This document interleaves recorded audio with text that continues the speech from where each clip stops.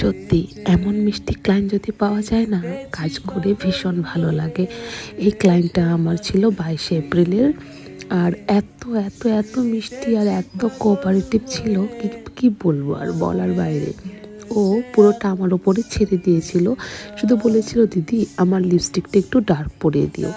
তো সেই মতো আমি করে দিয়েছি, পুরোটাই আমি আমার ইচ্ছে মতো করে দিয়েছি, কারণ ও বলেছিল তোমার চোখে যেটা ভালো লাগে আমার ফেসে তুমি সেটাই করে দেবে।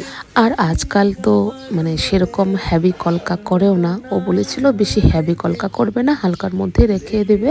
তো আমি সেটাই করেছি, আর চুলটাও বেশি ফুলাতে বারণ করেছিল। তো আর কি, ক্লায়েন্ট এতটুকুই বলেছিল, তো এতটুকুই আমি ওর ইচ্ছায় করেছি, বাকিটা আমি আমার মতো করে করে দিয়েছি। এবার এরকম সুন্দর ক্লায়েন্ট যদি পাওয়া যায়, যদি পুরোটাই মেকআপ আর্টিস্টের ওপর ছেড়ে দেয়, সত্যি সাজাতেও ভালো লাগে আর লুকটাও কিন্তু সুন্দর হয়। তো দেখে বলো এই লুকটা কেমন হয়েছে, আর আমার এই ক্লায়েন্টটিকে কেমন লেগেছে অবশ্যই কিন্তু কমেন্টে বলবে। আর হ্যাঁ, তোমরাও যদি এরকম সুন্দর সুন্দর লুক পেতে চাও, কিসের ওয়েট করছো? হ্যাঁ হ্যাঁ, এই যে স্ক্রিনে নাম্বার দেওয়া আছে, এই নাম্বারে বুক করে নাও। মেকআপ আর্টিস্টের উপর কিন্তু ক্লায়েন্টের ভরসা থাকাটা ভীষণ জরুরি, যে এই ক্লায়েন্টটা আমার উপর করেছিল। যাই হোক, ভিডিও কেমন লাগলো জানাবে।